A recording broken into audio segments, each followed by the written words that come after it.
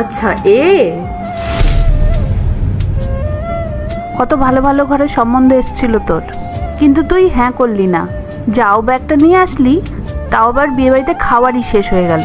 তুই যখন গরিব ঘরের মেয়েকেই বিয়ে করে আনবি, তাহলে তো সেটা আগেই বলতে পারতি, তাহলে আর কোনো বড়লোক বাড়ির সম্বন্ধ দেখতাম না। তুমি একদম ঠিক বলেছো মা। ওই বিকাশ আঙ্কেল তো ওনার মেয়েকে 50 লাখের গাড়ি দেবে বলেছে, সেই সঙ্গে সোনা গয়না ঘরের ফার্নিচারও দিচ্ছিল। সেই সম্বন্ধ ছেড়ে কাকে নিয়ে এলো মা? কে?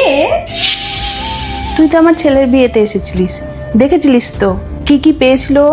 সোনা গয়না, গাড়ি, টাকা পয়সা, জামা কাপড়। আর ও কি নিয়ে এসছে? কি আর নিয়ে আসবে? আমার তো মনে হচ্ছে বাড়ি থেকে দুটো চুড়িদারও দেয়নি। আরে আপনারা এটা কেন জিজ্ঞাসা করছেন যে ওরা যৌতুকে কি দিয়েছে? আপনারা এটা জিজ্ঞাসা করুন না ওর কি কি গুণ আছে। আর গুণ গুণ ধুয়ে জল খাবি নাকি? কোথাও গেলে কি গুণের উপর বসে যাবি? কখনো যদি টাকার দরকার হয় তাহলে এই গুণ দেখেই টাকা আসবে? গুণ আর গুণ, আর কি গুণ দেখবো? ওর বাবা মা কতটা নির্লজ্জ, খালি হাতে মেয়েকে শ্বশুরবাড়ি পাঠিয়ে দিয়েছে। ব্যাস চুপ করুন আপনারা, তখন থেকে জানা তাই বলে যাচ্ছেন।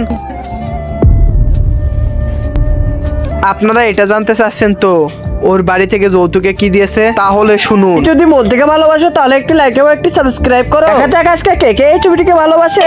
পিয়াল দেখো এই ছবিটিকে সবাই ভালোবাসে, তাই সবাই লাইক সাবস্ক্রাইব করবে। ওকে বিয়ে করে না আমি সব থেকে বড় লোক হয়ে গিয়েছি, কারণ একজন বাবা তার সব থেকে মূল্যবান জিনিসটি আমাকে দিয়েছে, তার মেয়েকে।